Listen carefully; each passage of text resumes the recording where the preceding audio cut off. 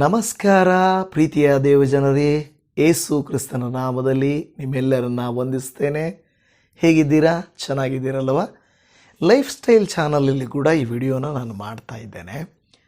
ಅನೇಕ ದಿನಗಳ ನಂತರ, ಒಂದು ವೇಳೆ ವರ್ಷದ ನಂತರ ಆಗಿರ್ಬೋದು, ವರ್ಷಗಳ ನಂತರ ಆಗಿರ್ಬೋದು, ಈ ಚಾನಲಲ್ಲಿ ನಾನು ಬರ್ತಾ ಇದ್ದೇನೆ. ಪ್ರಿಯ ದೇವಜನವೇ, ತುಂಬ ಜನರು ಈ ಚಾನಲ್ಗೆ ಬರದೇ ಇರಬಹುದು.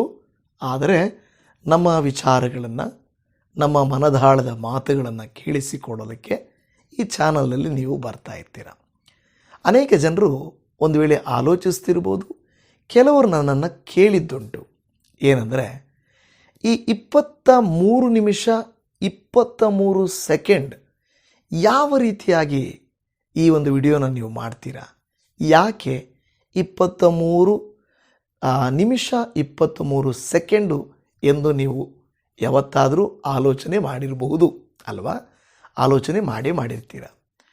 ಅದಕ್ಕೆ ನಾನು ಒಂದು ಲೌಕಿಕವಾದ ಕಾರಣ ಇದೆ, ಇನ್ನೊಂದು ಆತ್ಮೀಕವಾದ ಕಾರಣ ಇದೆ. ನಾನು ಆಲ್ರೆಡಿ ಒಂದು ಸಾರಿ ನಿಮಗೆ ಹೇಳಿದ್ದೇನೆ. ಲೌಕಿಕವಾದಂಥ ಕಾರಣ ಏನಂದರೆ, ನನ್ನ ಹತ್ರ ಇದ್ದಂಥ ಒಂದು ಮೊಬೈಲ್ 8,000 ಮೊಬೈಲ್. 8,000 ಮೊಬೈಲು.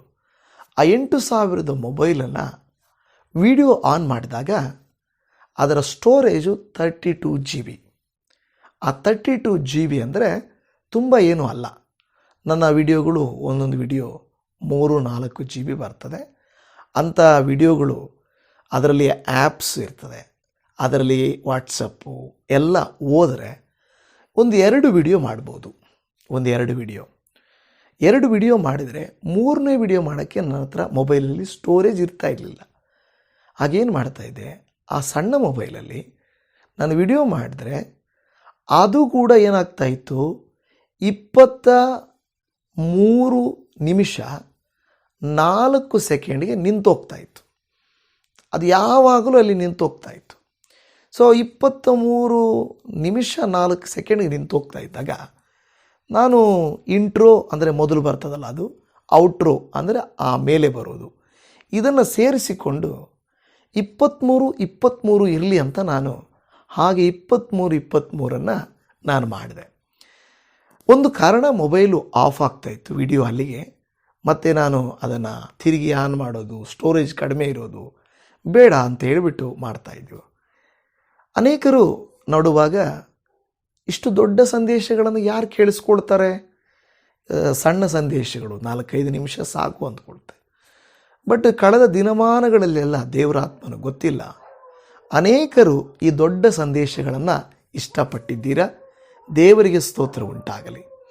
ಈಗ 2ನೇ ಕಾರ್ಯ, ಆತ್ಮಿಕವಾದಂಥ ಕಾರ್ಯ ಏನಪ್ಪ ಅಂತ ಹೇಳಿದ್ರೆ, ನಾನು ಒಂದು ದಿವಸ ಆಲೋಚನೆ ಮಾಡಿ ಪ್ರಾರ್ಥನಾ ಪೂರ್ವಕವಾಗಿ, ದೇವರೇ 23 ಯಾಕೆ ನಾನು ನಿಲ್ಲಿಸ್ತಾ ಇದ್ದೇನೆ ಅಂತ ಅಂದುಕೊಳ್ಳುವಾಗ, ದೇವರ ಆತ್ಮನು ನನಗೆ ನೆನಪಿಸಿದಂಥ ಒಂದು ವಿಚಾರ, ಅದು 24 ನಿಮಿಷ ಆಗುತ್ತೆ. 23 ನಿಮಿಷ 23 ಸೆಕೆಂಡ್ ಅಂದರೂ ಕೂಡ ಅದು 24 ನಿಮಿಷದ ಲೆಕ್ಕನೇ ಬರುತ್ತೆ. ಈಗ ನಾನು ಯಾಕೆ ದೇವರು 24 ನಿಮಿಷ ಅಂದಾಗ, ದೇವರಾತ್ಮ ನನಗೆ ಜಸ್ಟ್ ಒಂದು ಥಾಟ್ ಏನಂದರೆ, ದಿನದಲ್ಲಿ 24 ಗಂಟೆ ಇದೆ. 24 ಗಂಟೆಯಲ್ಲಿ ನನ್ನ ಮಕ್ಕಳು ನನಗೋಸ್ಕರ 24 ನಿಮಿಷವಾದರೂ ಕೊಡದೆ ಹೋದರೆ ಹೇಗೆ? ಆ ರೀತಿಯಾಗಾದರೂ 24 ನಿಮಿಷ ಆದರೂ ಅವರು ಕೊಡಬೇಕಲ್ವಾ ಅನ್ನುವಂಥ ಒಂದು ಆಲೋಚನೆ ನನಗೆ ಬಂತು ದೇವಜನವೇ. ಸೊ ನಾನು ಆಲೋಚನೆ ಮಾಡಿದೆ, ಇದು 2 ಕಾರ್ಯ, ಒಂದು ಲೌಕಿಕ, ಒಂದು ಆತ್ಮೀಕವಾದ ಕಾರ್ಯ. ಈಗ ಈ ಮಧ್ಯಕಾಲದಲ್ಲಿ ನಾನು 23 ಬಿಟ್ಟು ಈ ಮೊಬೈಲಲ್ಲಿ ನಾವು ಸ್ವಲ್ಪ ಫ್ಲೆಕ್ಸಿಬಲ್ ಆಗಿ ಮಾಡ್ಕೋಬೋದು. ಅಂದರೆ ಸ್ವಲ್ಪ ಹೆಚ್ಚು ವಿಡಿಯೋಗಳನ್ನು ಮಾಡಿಕೊಳ್ಬಹುದಾದಂಥ ಅವಕಾಶಗಳು ಇದೆ.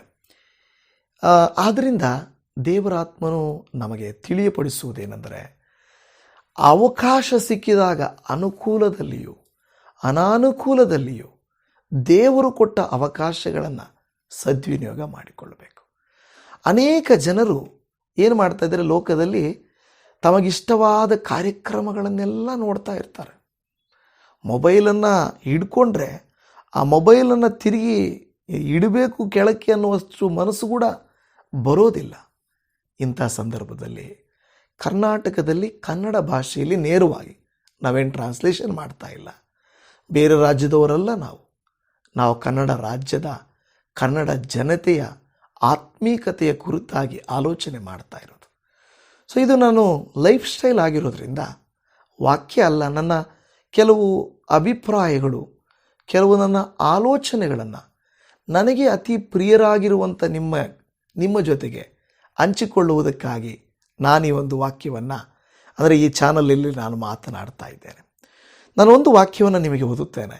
27ನೇ ಕೀರ್ತನೆಯಲ್ಲಿ 4ನೇ ವಚನ, ನನ್ನ ಜೀವಮಾನದಲ್ಲೆಲ್ಲ ಯೆಹೋವನ ಮನೆಯಲ್ಲಿ ವಾಸ ಮಾಡುತ್ತಾ ಆತನ ಪ್ರಸನ್ನತೆಯನ್ನು ನೋಡುವುದಕ್ಕೂ ಆತನ ಮಂದಿರದಲ್ಲಿ ಧ್ಯಾನ ಮಾಡುವುದಕ್ಕೂ ನನಗೆ ಅಪ್ಪಣೆಯಾಗಬೇಕೆಂಬ ಒಂದೇ ವರವನ್ನು ಯೆಹೋವನಿಂದ ಕೇಳಿಕೊಂಡು ಅದನ್ನೇ ಎದುರು ನೋಡುತ್ತಿರುವೆನು.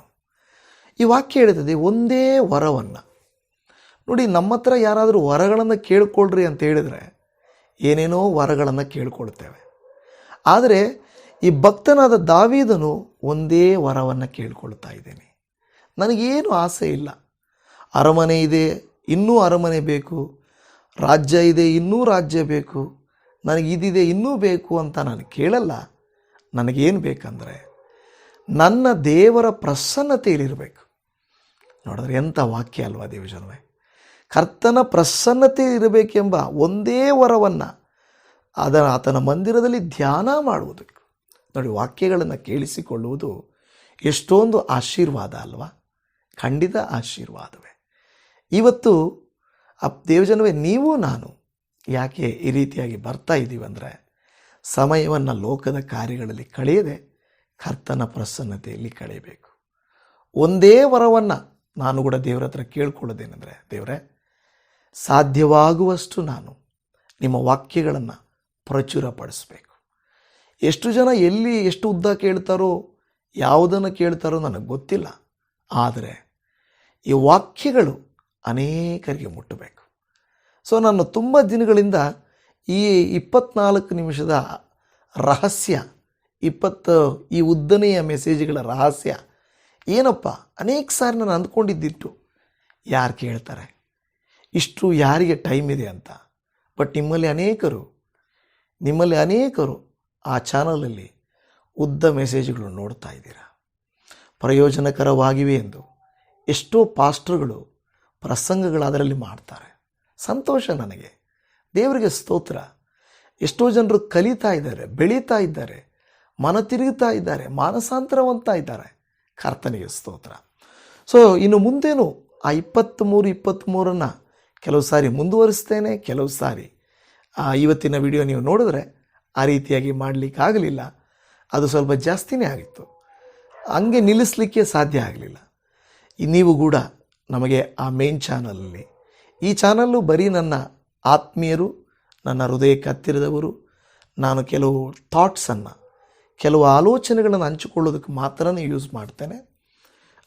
ಯಾವುದಾದ್ರೂ ಇಮೇಜ್ ಸಿಕ್ತು, ಯಾವುದಾದ್ರೂ ನ್ಯೂಸ್ ಬಂತು, ಇದನ್ನು ನಿಮ್ಮೊಟ್ಟಿಗೆ ಹಂಚಿಕೊಳ್ಳೋಕ್ಕೆ ನಾನು ಯೂಸ್ ಮಾಡ್ತೇನೆ. ಒಂದೊಂದು ದಿನ ಯಾವುದಾದ್ರೂ ಒಂದೊಂದು ಟಾಪಿಕ್ ಬರ್ತಾ ಇರ್ತದೆ. ಕಳೆದ ದಿನಗಳಲ್ಲೆಲ್ಲ ಕೆಲವು ಪಾಸ್ಟರ್ಗಳದು, ಕೆಲವು ವ್ಯಕ್ತಿಗಳದು ಸಾಕ್ಷಿಗಳೆಲ್ಲ ಬಂದವಲ್ಲ, ಆ ರೀತಿ ನನ್ನ ಗಮನಕ್ಕೆ ಬಂದರೆ ನಿಮ್ಮೊಟ್ಟಿಗೆ ಹಂಚಿಕೊಳ್ಳಲಿಕ್ಕೆ ನಾನು ಈ ಚಾನಲನ್ನು ಯೂಸ್ ಮಾಡ್ತೇನೆ. ಸೊ ದೇವರು ನಿಮ್ಮನ್ನು ಆಶೀರ್ವಾದ ಮಾಡಲಿ. ಒಂದೇ ವರವನ್ನು ದಾವೀದನು ಕೇಳಿಕೊಂಡು, ಆ ವರ ಏನಂದರೆ, ಅಪ್ಪ ನಿನ್ನ ಮನೆಯಲ್ಲಿ ವಾಸ ಮಾಡಬೇಕು, ನಿನ್ನ ಮಂದಿರದಲ್ಲಿ ಧ್ಯಾನ ಮಾಡಬೇಕು, ಇದೇ ನನಗೆ ಬೇಕಾಗಿರೋ ವರ. ನಾವು ಕೂಡ ಪ್ರಾರ್ಥನೆ ಮಾಡೋಣ.